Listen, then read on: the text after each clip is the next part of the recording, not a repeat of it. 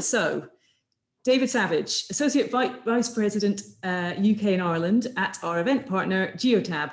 David, warmly welcome you to our stage and to our digital audience, and a really clear signal about the importance of data to that audience, and everyone's with us. So I suspect that by the time we get around to the Q&A with you, that we'll have loads more questions coming in. That is a cue for our audience to get those questions coming in. Let's open up the conversation together. I mean, firstly, could you talk about the role that data has in the transition to electric vehicles? Sure. So I think firstly, it's important to touch upon the importance of the transition from internal combustion engine to EV, and also the challenges that this poses for fleet managers. It's probably the greatest challenge that fleet managers have faced in a very long period of time. And this has been obviously expedited by the government announcement in December of last year on the ban of sale of diesel and petrol vehicles by 2030. Now, when fleets are looking to transition, we're seeing two models in the market at the moment. One is a very, very basic model that is not using data to drive that change. So it's almost looking at, so let's say fleet manager A has always operated with a particular manufacturer. They've then just been looking to switch that out for the EV equivalent.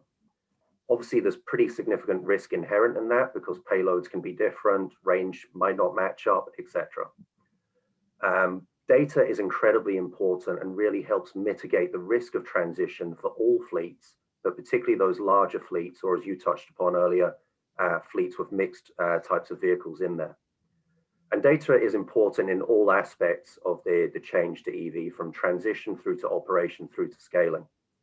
So if we look at transition almost as the kind of the kickoff point. So the first level of data at Geotab that we would look to support our resellers and end customers on would be to really understand the performance of the existing fleets. So looking at understanding vehicle and trip specifics. So how long a vehicle is out on the road, for example. We would then take this data, and we'd require a minimum of 3 weeks data, and we can do up to 12 months, and plug this into our EVSA tool, which is the electric vehicle suitability assessment platform we have. That will ingest all of that data and then make informed recommendations on suitable vehicles to help transition out the internal combustion engine vehicles within a fleet. So these results will be fully customizable, and there are parameters within the platform to allow fleet managers to make that level of customization, looking at different temperature levels, etc. And actually the output is based on real vehicle inputs. So it's not an algorithm, it's based on trial of vehicles that we've undertaken. Mm-hmm. And ultimately the output will provide very clear recommendations first on and cost effectively factoring daily completion of tasks on one charge, because obviously a vehicle being plugged in is not great. It's reducing the uptime of that vehicle, which will ultimately help on reducing range anxiety. We can then look at the cost of savings on there, the reduction in carbon footprint, and also the charging infrastructure required, which is obviously a key component to that. And as I said, all based on real vehicle data. And I think from a procurement perspective, there's a real shift that's having to take place, and that is looking at the total cost of ownership of an electric vehicle over an internal combustion engine, because it is significantly different. And really, when you look at the TCO of an EV, it's actually very comparable to an internal combustion engine vehicle, and is coming down at a rate of knots. And then the other key component I think that is really important for fleet managers to consider when they're looking at telematics or data offering is how many vehicles are supported by their partner. So there are 500 electric vehicles due to be for sale by the end of 2022. So that's obviously increasing at an incredible rate. Absolutely. And at Geotab, we currently support 115 different electric vehicle makes and models, and we have capacity to add 30 to 40 per quarter. So it means we can push up towards that 500 figure, and we are looking at ways of accelerating that. But that make and model support is critical, not just to support the transition, but also the running and scalability of electric fleets over time. So that's interesting. Could you say something about the running of the fleets then? How can data be utilized when operating an electric fleet? Sure. So once the transition has taken place and the shift very much, there's a real shift towards optimization. We can provide data on things like driving efficiency, real-time state of charge, for example, the charging patterns more generally. Understanding driving efficiency actually is critically important to the successful implementation and running of an EV fleet. You know, driver is integral to that success. So pulling out data in relation to harsh braking, the impact of running a heater, for example, can have, you know, an impact on battery life and therefore the range, which is something to take into account.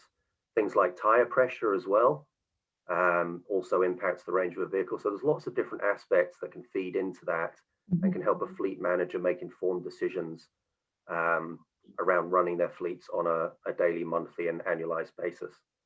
The other aspect that we can pull out, which is also very important, is the change in the running costs, so total cost of ownership. So an electric vehicle, as we all know, has far fewer mechanical parts, and therefore maintenance costs are less, but they're only less if driver behavior is marrying up to improve the efficiency of the running of the vehicle. So there's a real relationship there between the driver input and the success of the implementation and running of an EV fleet.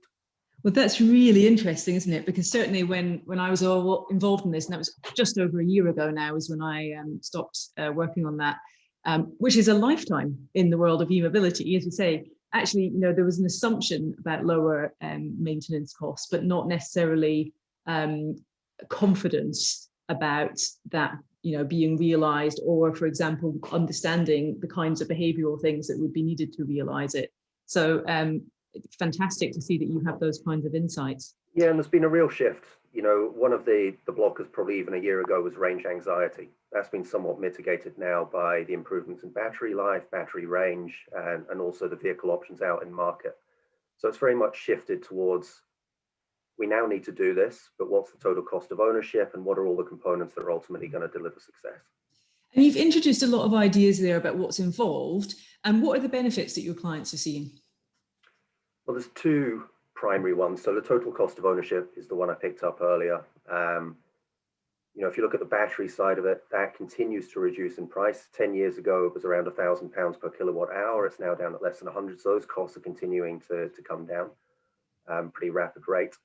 We've got the lower maintenance costs, which is obviously dependent on, you know, the driver inputs, longer servicing cycles, which means there's more uptime for the vehicle.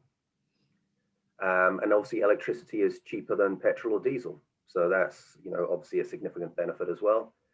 The tax benefits that Poppy touched upon earlier. And also, you know, if vehicles are in and out of London on a daily basis, there's about a £4,000 a year saving on the congestion charge, which is pretty significant as well. And then the other aspect is the CO2 and the sustainability standpoint, which is obviously going to, you know, it's on everyone's map. EVs, as we know, don't produce emissions. So every EV vehicle that is added into a fleet helps reduce the carbon footprint of the company, you know, as the end customer. And I think the other thing that we need to see over time will actually be what the impact is on fleet renewal cycles. With less maintenance involved, will an end customer be able to get a greater lifetime out of the running of an EV over an ICE vehicle? Really interesting, and interesting how that thread has come through with from the discussion with Poppy about those similar things and all the same kinds of points, but from the perspective of, I guess, the questioning and how you get your head around them at the beginning of the journey, and then seeing that that comes out of the data and can be part of the insights that you're actually providing people through that data. So that's absolutely fantastic. Okay, so I can see that we have had quite a few questions coming in here. Let me just take a closer look at what we've got. Helps if I have the right one in front of me. There we go. So, oh my gosh, the first one has some syllables in it. Let me try you on this one. I hope you will know what this means. So the question is from Benny Barr. How do you see the X-by-wire homologation certification process in the UK and Europe? Is there any concern from fleet managers?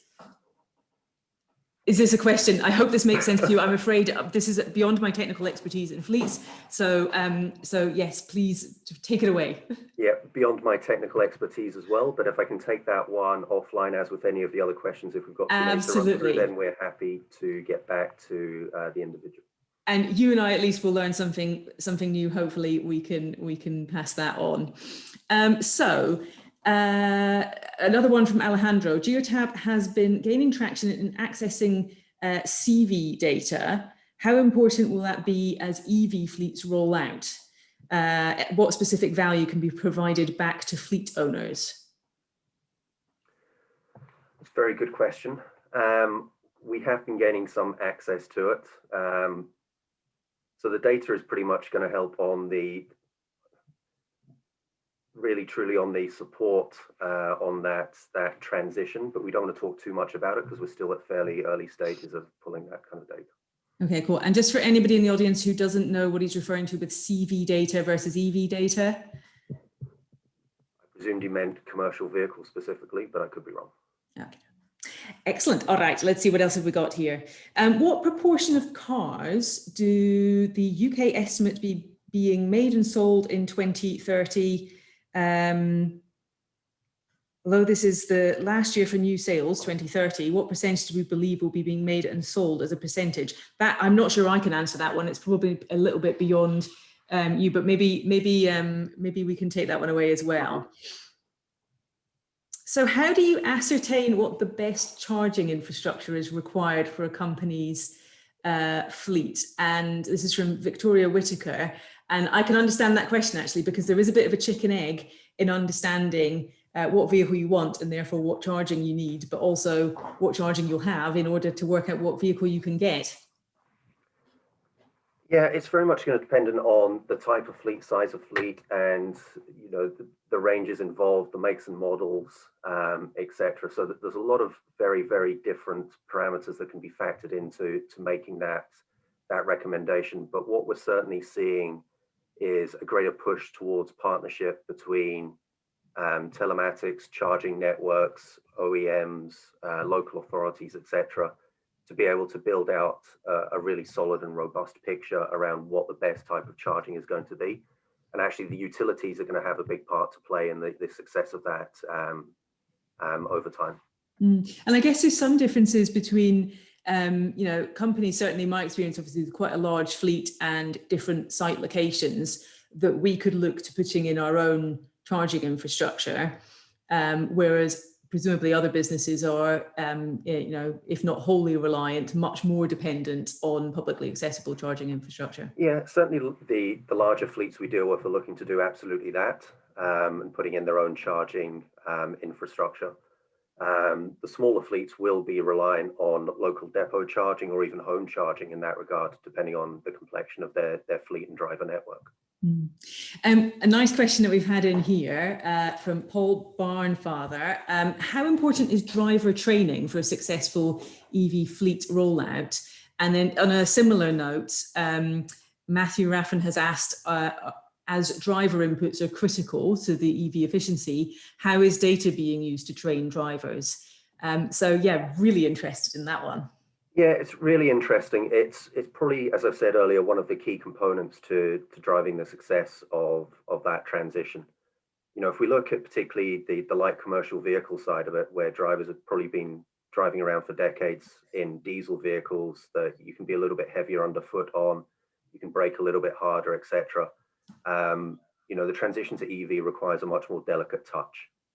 So that driver education, we can pull out data and you can work directly with the end customer to understand what it is exactly they're looking to achieve from the data pool. But things like harsh braking, harsh acceleration, speeding, running a heater too much, and building out that picture of how the specific fleet, and that maybe even down to the specific driver, operates, we can go that deep, will help inform the success of that transition. So the driver inputs are critical, and probably one of the elements that don't get quite as much coverage as infrastructure or the transition to EV. But have you seen that data being used in a kind of driver engagement way? Because I know, and this is not even talking about electric fleets, but so local to Oxford, where Green TV are based and the EV Summit is located, our bus companies have done a lot on essentially league tabling their drivers and created quite a competition around performance and efficiency in their buses.